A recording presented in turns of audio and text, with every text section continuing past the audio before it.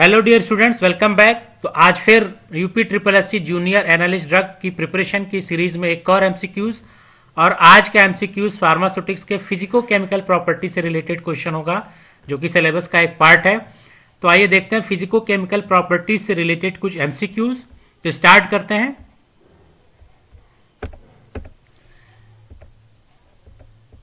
तो पहला क्वेश्चन देखें, the phenomena in which substance exist in more than one crystalline form is called as. तो अगर कह रहा कि कोई सब्सटेंस जो है एक से ज्यादा फॉर्म में एग्जिस्ट करता है तो उसे हम लोग क्या कहते हैं। तो जब कोई भी सब्सटेंस एक से ज्यादा फॉर्म में एग्जिस्ट करता है तो उसको बोलते हैं पॉलीमॉर्फिज्म। तो यहां पे आएगा पॉलीमॉर्फिज्म। अगर कोई भी सब्सटेंस जो है वो अगर एक से ज्यादा फॉर्म में एग्जिस्ट करे और उसको हम लोग कहते हैं पॉलीमॉर्फिज्म। तो करेक्ट आंसर इसका होगा पॉलीमॉर्फिज्म। सेकेंड क्वेश्चन है कि amorphous form dissolve crystalline form. तो amorphous form dissolve crystalline form, तो ये पूछ रहा है कि जो सॉल्युबिलिटी है दो आपके मिलेंगे, एक तो एमार्फस और एक क्रिस्टलाइन, इनमें से सॉल्युबिलिटी किसकी ज्यादा है। तो एमार्फस फॉर्म डिसॉल्व, तो एमार्फस जो होते हैं वो फास्टर डिसॉल्व होंगे। देखें, अगर एमार्फस और क्रिस्टलाइन की बात करें तो क्रिस्टलाइन में जो हम कहते हैं जो मॉलिक्यूलर का जो अरेंजमेंट होता है, अरेंजमेंट वो फिक्स होता है, ऑर्गेनाइज्ड होते हैं ये, ठीक, ऑर्गेनाइज्ड अरेंजमेंट होता है, जबकि एमार्फस में अनऑर्गेनाइज्ड होता है। यानी यहां पे जो इनके बीच अट्रैक्शन होता है, जो बॉन्ड का फॉर्मेशन होता है वो स्ट्रांग होता है as compare to the amorphous. अब बॉन्ड स्ट्रांग होने से इसकी सॉल्युबिलिटी पुअर होती है क्रिस्टलाइन की as compare to the amorphous, और ये अनऑर्गेनाइज्ड होने के नाते, पुअर बॉन्ड होने के नाते इसकी सॉल्युबिलिटी क्या होती है, फास्ट होती है। तो एमार्फस की सॉल्युबिलिटी फास्ट होगी, क्रिस्टलाइन की as compare to the amorphous slow होगी। तो इसका आंसर होगा करेक्ट बी।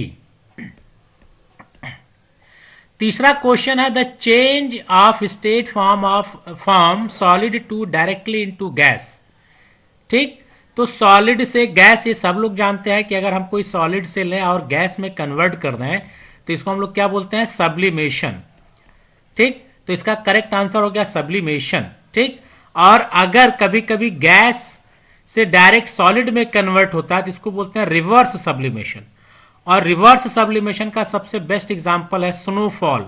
जो स्नोफॉल होता है ये रिवर्स सब्लिमेशन का एग्जांपल है, लेकिन यहां पे सॉलिड से गैस में कन्वर्ट कर रहा है तो इसको बोलेंगे सब्लिमेशन। बॉइलिंग आप लोग जानते हैं, फ्यूजन जानते हैं, और इवापोरेशन भी आप जानते हैं, जिसमें हम लोग क्या करते हैं, लिक्विड को गैस में कन्वर्ट करते हैं। ठीक, तो करेक्ट आंसर हम लोग का हो गया C. Oscillometry method is use to determine, यानी ऑसिलोमेट्री मेथड किसको डिटरमाइन करने के लिए यूज करते हैं, तो ये हम लोग यूज करते हैं डाई इलेक्ट्रिक कांस्टेंट के लिए। ठीक, और अगर ये एचएपी में जाएंगे तो वहां पे भी ऑसिलोमेट्री यूज होता है, जहां पे हम लोग ब्लड प्रेशर मेजर करते हैं, लेकिन यहां पे जो ऑप्शन दिया गया इसके हिसाब से हमें कहेंगे डाई इलेक्ट्रिक कांस्टेंट। और ये जो डाई इलेक्ट्रिक कांस्टेंट होता है ये सॉल्युबिलिटी के लिए इंपॉर्टेंट होता है, और कहा जाता है कि जो वाटर यूनिवर्सल सॉल्वेंट होता है क्योंकि इसकी अवेलेबिलिटी ज्यादा है और इसका डाइलेक्ट्रिक कांस्टेंट ज्यादा होता है। तो डाइलेक्ट्रिक कांस्टेंट जिस भी सॉल्वेंट का ज्यादा होता है उसकी सॉल्युबिलिटी बहुत अच्छी होती है, वो मैक्सिमम सोल्यूट को डिसॉल्व करता है। तो यहां का करेक्ट आंसर होगा B, that is a dielectric constant. पांचवा क्वेश्चन है which of the following is not considered a physico chemical property. इसमें से हम किसको फिजिको केमिकल प्रॉपर्टी नहीं मानते। देखो, फिजिको केमिकल प्रॉपर्टी दो चीजों से मिलकर बना, एक तो फिजिक्स यानी फिजिकल और एक है केमिकल, यानी दो प्रॉपर्टीज की बात करते हैं। केमिकल में हम लोग बात करते हैं हाइड्रोलिसिस, ऑक्सीडेशन, ठीक, रिडक्शन की बात करेंगे, रेसिमाइजेशन की बात करेंगे, और फिजिकल में हम लोग फिजिकल प्रॉपर्टीज की बात करते हैं, चाहे वो मेल्टिंग पॉइंट की बात हो, बॉइलिंग पॉइंट की बात हो, माइक्रोमेरेटिक्स एक आएगा जिसमें हम लोग tap density, bulk density, angle of repose की बात करते हैं, ठीक, सॉल्युबिलिटी की बात की जाती है, पीएच की बात की जाती है। तो ये सारे प्रॉपर्टीज का हम लोग फिजिको केमिकल में डिस्कशन करते हैं। तो यहां पूछ रहा नॉट, कौन सा नहीं है। तो देखें, सॉल्युबिलिटी हम लोग फिजिको केमिकल में कंसीडर करते हैं, मेल्टिंग पॉइंट कंसीडर करते हैं, डेंसिटी कंसीडर करते हैं, और मैंने जो सारे पैरामीटर बताइए। लेकिन जो बायो अवेलेबिलिटी अगर आप यहां पे देखें तो बायो अवेलेबिलिटी का मतलब ही होता है कि ड्रग का अमाउंट ब्लड में कितना है, यानी जो ड्रग ब्लड में पहुंचता है उसी को हम लोग बायोअवेलेबिलिटी बोलते हैं। तो ये हमारा चला गया बायोअवेलेबिलिटी अलग है किससे, फिजिको-केमिकल प्रॉपर्टी से। तो हमारा पांचवे का करेक्ट आंसर होगा बायोअवेलेबिलिटी, जो कि एक फिजिको-केमिकल प्रॉपर्टीज नहीं है। अब छठा क्वेश्चन है, what is the term for the temperature at which solid become liquid. अभी सबको पता है कि सॉलिड से लिक्विड हम लोग ले रहे हैं, ठीक। सॉलिड, कोई सॉलिड है और उसको अगर हम लोग टेम्परेचर दे रहे हैं तो वो लिक्विड में कन्वर्ट हो जाएगा। तो यहां पे देखें सब है, बॉइलिंग पॉइंट, लिक्विड को हीट करेंगे तो वेपराइज होगा, बॉयल करेगा जिसको बॉइलिंग पॉइंट कहते हैं। सॉलिड से लिक्विड में कन्वर्ट होगा तो इसको हम लोग बोलते हैं मेल्टिंग पॉइंट। क्या बोलते हैं, मेल्टिंग पॉइंट। तो करेक्ट आंसर हो गया मेल्टिंग। फ्रीजिंग भी आपको पता है, लिक्विड से सॉलिड हम लोग टेम्परेचर डिक्रीज करते हैं, और सब्लिमेशन पता है सॉलिड से क्या करते हैं, गैस। तो सब देखें, बॉइलिंग पॉइंट लिक्विड से वेपर, मेल्टिंग पॉइंट सॉलिड से liquid, freezing point liquid to solid, और सब्लिमेशन सॉलिड टू गैस। तो ये सब आपको पता होना चाहिए। इसका करेक्ट आंसर हो गया B, that is a melting point. सातवां क्वेश्चन है, the partition coefficient is defined as the ratio of substance concentration in. तो कल के भी लेक्चर में पार्टीशन कोफिशिएंट था कि हम लोग दो सॉल्वेंट यूज करते हैं और दोनों सॉल्वेंट क्या होते हैं, इमिसिबल होते हैं, आपस में मिसिबल नहीं होते हैं। तो एक पोलर होता है और एक हमारा होता है नॉन पोलर। पोलर में हम लोग एक्वस यानी वाटर यूज करते हैं, और नॉन पोलर में हम लोग ऑर्गेनिक यूज करते हैं। ऑर्गेनिक में हम लोग ऑक्टेनॉल सबसे ज्यादा यूज करते हैं। तो यहां पे देखिए कॉन्सेप्ट हमें क्या लेना, एक्वस तो वाटर मिल गया हमको, और नॉन पोलर में हमको क्या मिल गया, ऑयल। तो ऑयल एंड वाटर इसका एग्जांपल होगा पार्टीशन कोफिशिएंट में। और आपको याद रखना होगा ऑक्टेनॉल और वाटर भी आप याद रखिएगा, ये भी पूछा जा सकता है। पोलर एंड नॉन पोलर का भी आ जाए तो भी आपके ये दिमाग में होना चाहिए। एक्वस और ऑर्गेनिक आ जाए तो भी आपको सारी चीजें correct answer. Oil and water है तो भी करेक्ट है, octanol and water they option में तो भी करेक्ट है, पोलर एंड नॉन पोलर दे तो भी करेक्ट है, एक्वस एंड ऑर्गेनिक अगर लिख के आ जाए तो भी करेक्ट है। क्योंकि यहां पे कुछ भी लिखा आ सकता है, तो लेकिन आपको अगर क्लियर है पार्टीशन कोफिशिएंट तो आपको दिक्कत नहीं होगी। तो यानी पार्टीशन कोफिशिएंट ड्रग का डिस्ट्रीब्यूशन होता है between polar and non polar, यानी एक्वस एंड ऑर्गेनिक में। तो करेक्ट आंसर हो गया हम लोग का B, oil and water. The angle of repose are utilize to. Angle of repose, अभी मैंने कहा एंगल ऑफ रिपोज क्या होता है, measure the movement of granule from hopper to the tablet of tableting oblique capsule machine. तो angle of repose देखें, हम लोग फ्लो प्रॉपर्टी को मेजर करते हैं, ठीक। हमारा जो पाउडर और जो ग्रेन्यूल्स होते हैं इनकी फ्लो प्रॉपर्टी कैसी है, कितनी अच्छी फ्लो प्रॉपर्टी है, उसके लिए हम लोग यूज करते हैं angle of repose. Angle of repose में हम लोग क्या करते हैं कि एंगल ऑफ रिपोज के लिए हम लोग लेते हैं कोनिकल फनल, और इसके बाद इसमें पाउडर डालते हैं। पाउडर डालने के बाद ये पाउडर एक पेपर पे गिराते हैं तो एक इस तरह से पाइल ढेर बनाता है, ठीक। ये जो पाउडर का ढेर बनता है, इसे जो पाइल का ढेर, इसकी हाइट लेते हैं h, और यहां से ये जो इसका डायमीटर आता है इसका लेते हैं r।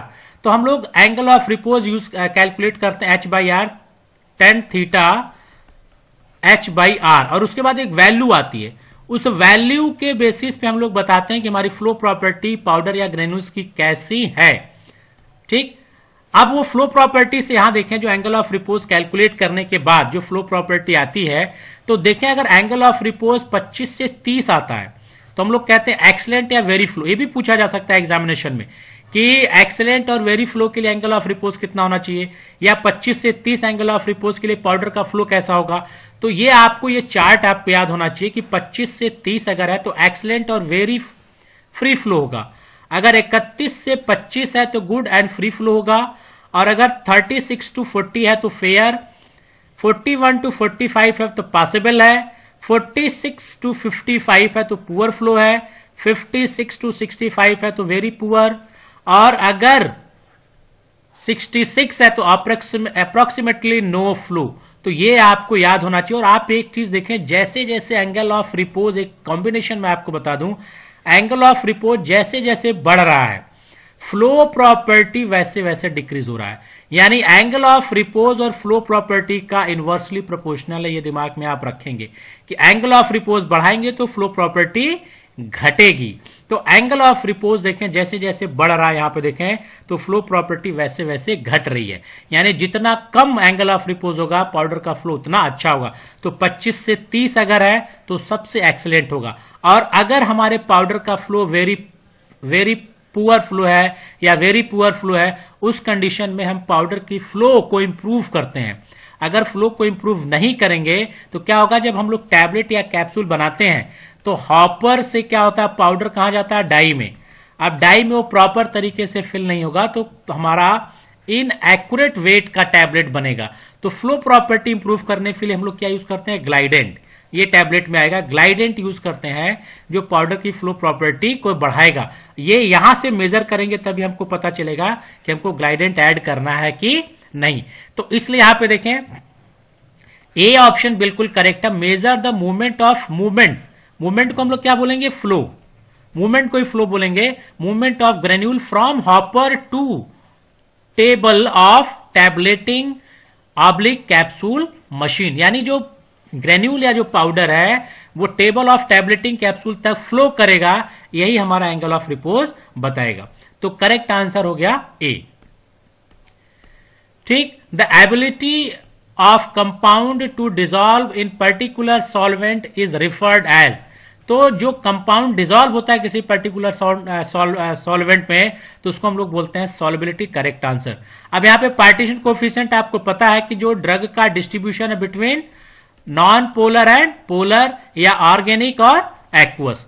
सॉल्युबिलिटी पता गया कि कोई भी कंपाउंड पर्टिकुलर सॉल्वेंट में डिसॉल्व हो। विस्कोसिटी हमको पता है कि flow resistance in flow of fluid, जो रेजिस्टेंस होता है फ्लो ऑफ फ्लूइड में उसको बोलते हैं। बॉइलिंग पॉइंट हम सबको पता है कि लिक्विड जब टेम्परेचर पे बॉइल करता है तो उसको बॉइलिंग पॉइंट कहते हैं। तो इसका करेक्ट आंसर होगा बी। 10वां क्वेश्चन देखें, what happens to boiling point of liquid when external pressure decreases. अगर एक्सटर्नल प्रेशर डिक्रीज करे तो बॉइलिंग पॉइंट पे क्या इफेक्ट पड़ेगा। बड़ा अच्छा क्वेश्चन है। तो देखिए जो बॉइलिंग पॉइंट है वो एटमॉस्फेरिक प्रेशर पर डिपेंड करता है, यानी एक्सटर्नल प्रेशर पर डिपेंड करता है। और बॉइलिंग पॉइंट का एक्सटर्नल जो प्रेशर होता है यानी जो एटमॉस्फेरिक प्रेशर होता है इससे डायरेक्टली प्रोपोर्शनल होता है। एटमॉस्फेरिक प्रेशर बढ़ाओगे तो बॉइलिंग पॉइंट बढ़ेगा, एटमॉस्फेरिक प्रेशर या एक्सटर्नल प्रेशर घटाएंगे तो बॉइलिंग पॉइंट घटेगा। ये आप याद रखिए। तो यहां पे क्या हो रहा है, एक्सटर्नल प्रेशर डिक्रीज किया जा रहा है तो बॉइलिंग पॉइंट क्या होगा, डिक्रीज करेगा। ठीक, और ये चीज आप देखते होंगे कि कहा जाता है कि पहाड़ों पे खाना देर से पकता है। पहाड़ों में खाना देर से क्यों पकता है कि जैसे जैसे आप ऊपर जाते हैं जो एक्सटर्नल या जो एटमॉस्फेरिक प्रेशर वो घटता है। अब जब एटमॉस्फेरिक प्रेशर घटेगा तो बॉइलिंग पॉइंट भी घटेगा। सपोज दैट अगर देखें जो नॉर्मल अगर आप वाटर का बॉइलिंग पॉइंट देखें तो 100 डिग्री सेंटीग्रेड है। ठीक, अब जब ऊंचाइयों पे जाएंगे तो एक्सटर्नल प्रेशर घटेगा तो यही वाटर जो 100 डिग्री पे बॉयल कर रहा था वो 80 डिग्री पे बॉयल करेगा। तो जब वो 80 डिग्री पे बॉयल करेगा तो ऑब्वियस सी बात है कि टेम्परेचर कम मिलेगा और खाना देर से पकेगा। यही कारण है कि पहाड़ों पे खाना देर से पकता है। तो ये चीज आपके दिमाग में होना चाहिए कि boiling point directly proportional to the atmospheric pressure या एक्सटर्नल प्रेशर। नेक्स्ट क्वेश्चन है 11th देखें, which of the following refer to the study of small particle properties. Small particle properties की स्टडी को हम लोग क्या बोलते हैं, इसको बोलते हैं माइक्रोमेरेटिक्स।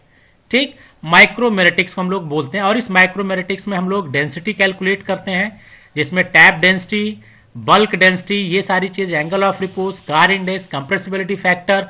तो ये माइक्रोमेरेटिक्स में हम लोग पाउडर की प्रॉपर्टीज का स्टडी करते हैं। रियोलॉजी अगर देखें ये पूछा जा सकता है, रियोलॉजी कहते हैं फ्लो ऑफ फ्लूइड। जो फ्लूइड है उसके फ्लो को स्टडी करने के लिए हम लोग रियोलॉजी करते हैं। ठीक, क्रिस्टलोग्राफी क्रिस्टल के लिए होता है। स्पेक्ट्रोस्कोपी जो होते हैं यूवी विजिबल यानी कंपाउंड के आइडेंटिफिकेशन के लिए हम लोग यूज करते हैं। तो करेक्ट आंसर होगा माइक्रोमेरेटिक्स। अब देखें, term hygroscopic refer to substance ability to. Hygroscopic का क्या मतलब होता है, हाइग्रोस्कोपिक का मतलब होता है absorb moisture from the air. ठीक, यानी ऐसा सब्सटेंस जो मॉइस्चर एब्जॉर्ब करे एयर से उसको हम लोग बोलते हैं हाइग्रोस्कोपिक। अब एक चीज आपको यहां पे, एक तो हाइग्रोस्कोपिक हो गया, ये आपको याद होना चाहिए हाइग्रो। एक हम लोग बोलते हैं ई फ्लोरेसेंट और एक हम लोग बोलते हैं daily quiescent material. Daily quiescent material, hygroscopic material होते हैं जो एब्जॉर्ब करते हैं मॉइस्चर को। ठीक, मॉइस्चर एब्जॉर्ब करते हैं, इनको हम लोग बोलते हैं हाइग्रोस्कोपिक। ई फ्लोरेसेंट मटेरियल क्या होते हैं, ये मॉइस्चर रिलीज करते हैं। ई फ्लोरेसेंट मॉइस्चर को रिलीज करते हैं, दिमाग में रखें, ई फ्लोरेसेंट मॉइस्चर को रिलीज करते हैं। अब इसका एग्जांपल मैं दूं, फिटकरी, अगर आपने नाम सुना होगा, और फिटकरी का फार्मूला होता है K2SO4Al2SO4 का होल थ्राइस इंटू 24H2, ये नाम सुन देखा होगा, 24H2O। ये जो 24H2O है, ये वाटर मॉलिक्यूल इसके साथ अटैच है, यही वाटर मॉलिक्यूल रिलीज होता है। तो ऐसे कंपाउंड को हम लोग बोलते हैं ई फ्लोरेसेंट, जो मॉइस्चर को रिलीज करें। डेलिक्विसेंट मटेरियल क्या होते हैं, डेलिक्विसेंट मटेरियल वो होते हैं जो सब्सटेंस मॉइस्चर को एब्जॉर्ब करते हैं और बिकम लिक्विड, लिक्विड में कन्वर्ट हो जाते हैं। ये तो मॉइस्चर एब्जॉर्ब करेगा लेकिन लिक्विड में कन्वर्ट नहीं होगा हाइग्रोस्कोपिक, लेकिन डेलिक्विसेंट क्या है, इतना ज्यादा हाइग्रोस्कोपिक होता है कि वो मॉइस्चर को एब्जॉर्ब के लिक्विड में कन्वर्ट हो जाता है। जिसका बेस्ट एग्जांपल आप NaCl ले लीजिए। NaCl देखिए, जब आप ह्यूमिडिटी ज्यादा होती है तो किचन के प्लेटफॉर्म पे आप NaCl रखिए, ये मॉइस्चर को एब्जॉर्ब करेगा और थोड़ी देर बाद वो लिक्विड में कन्वर्ट हो जाएगा। तो ऐसे मटेरियल को हम लोग बोलते हैं डेलिक्विसेंट। ये तीनों आपको पता होना चाहिए, डेलिक्विसेंट भी पता होना चाहिए, फ्लोरेसेंट भी पता होना चाहिए और हाइग्रोस्कोपिक। तो यहां पे करेक्ट आंसर होगा absorb moisture from the air. अब एक चीज आ गया, Carr compressibility index is used to, Carr compressibility factor जो हम लोग अभी एंगल ऑफ रिपोज जैसे हमने कहा, उसी तरह से कार कंप्रेसिबिलिटी इंडेक्स भी हम लोग यूज करते हैं फ्लोएबिलिटी ऑफ पाउडर। तो यहां पे देखें, जो flowability of powder car index का भी एक आपको फॉर्मूला मिलेगा, और उस फॉर्मूले को आपको याद रखना, कार इंडेक्स जो हम लोग कैलकुलेट करते हैं वो पूछा जा सकता है, तो आपको पता हो जाना, tap density minus bulk density divided by tap density multiply by 100। तो यानी दो चीज हम लोग देखें यहां पे करते हैं, एक तो टैप डेंसिटी और एक बल्क डेंसिटी। ठीक, ये दिमाग में रखिएगा, टैप डेंसिटी और बल्क डेंसिटी। तो टैप डेंसिटी को बल्क डेंसिटी से माइनस करते हैं और इसको टैप डेंसिटी से डिवाइड करते हैं और मल्टीप्लाई करते हैं 100 को। ये हमारा कार कंप्रेसिबिलिटी फैक्टर का फॉर्मूला है। ठीक, अब बल्क डेंसिटी और टैप डेंसिटी मेजरमेंट करने के लिए फिर मैं कभी आपको बताऊंगा कैसे मेजर करते हैं। अब ये कार कंप्रेसिबिलिटी फैक्टर का यहाँ पे एक फ्लो चार्ट है, ये फ्लो चार्ट आप फिर यहाँ पे देख लीजिएगा कि जो एक्सीलेंट है, वेरी फ्लो, वो 10 से कम है, गुड या फ्री फ्लो 11 से 15, फेयर की बात करें तो 16 से 20, पैसेबल की बात करें तो 21 से 25, पुअर फ्लो और कोहेसिव की बात करें तो 26 से 31, very poor flow, very cohesive 32, 37 और नो फ्लो मोर देन 38। अब देखिए, एंगल ऑफ रिपोज और कार्स कंप्रेसिबिलिटी इंडेक्स में दो डिफरेंस। एंगल ऑफ रिपोज क्या था, इनवर्सली प्रोपोर्शनल था। जब एंगल ऑफ रिपोज बढ़ा रहे थे तो फ्लो प्रॉपर्टी घट रहा था, लेकिन यहां पे देखें कि अगर कार इंडेक्स बढ़ा रहे हैं तो फ्लो प्रॉपर्टी इंक्रीज हो रहा है। तो ये सारी चीजें दिमाग में आपको रख के चलनी है, थोड़ा सा एक्सरसाइज करके चलेंगे तो एग्जामिनेशन में किसी भी क्वेश्चन को गलत करने के चांसेस आपके नहीं होंगे। तो ए,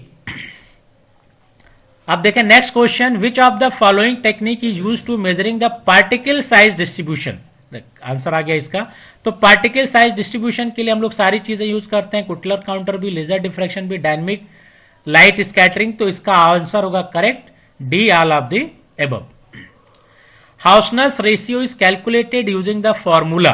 हाउसनस रेशियो किस फॉर्मूले से हम लोग कैलकुलेट करते हैं, तो इसका करेक्ट आंसर आपका यहां पे देखें, चार्ट आ गया यहां पे, तो इसका करेक्ट आंसर होगा tap density divided by bulk density.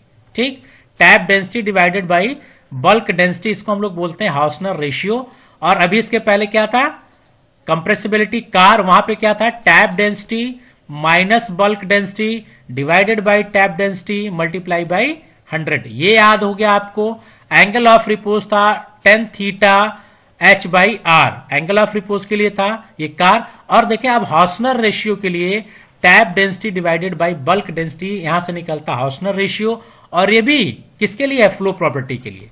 तो आप देखिए तीन चीजें फ्लो प्रॉपर्टी के लिए होंगे, angle of repose, car index और तीसरा हाउसनर रेशियो। अब यहां पे भी इनका भी चार्ट है कि देखें, तो ये एक्सीलेंट वेरी फ्लो 1.02, 1.11 और ये पूरा इस तरह से आप देखें चार्ट है। तो यहां पे भी आप देखें तो जैसे जैसे हाउसनर रेशियो बढ़ता जा रहा है, फ्लो प्रॉपर्टी वैसे वैसे घटती जा रही। तो ये चार्ट भी आप दिमाग में रखिएगा, इसको भी, कार इंडेक्स का भी और एंगल ऑफ रिपोज का भी। Porosity is defined as, porosity हम लोग क्या कहते हैं? पोरोसिटी देखें, इसका आंसर भी आ गया आपको, ratio of void volume to total volume of the powder. Ratio of void space जो खाली जगह है और टोटल वॉल्यूम ऑफ पाउडर, इसको हम लोग बोलते हैं पोरोसिटी। और इसका करेक्ट आंसर हो गया ए, दैट इज अ पोरोसिटी। तो ये आपका एमसीक्यूज रिलेटेड था फिजिको-केमिकल प्रॉपर्टी से फार्मास्यूटिक्स का। अब हम लोग फार्मास्यूटिक्स के पोर्शन के एंड की तरफ चल रहे हैं। 2-3 टॉपिक और बचे हैं, जैसे फिल्ट्रेशन है, सेंट्रीफ्यूगेशन है, बायो इक्विवेलेंस और बायोलेबिलिटी। इसका भी 1 by 1 आप लोगों को कुछ एमसीक्यूज दे देंगे।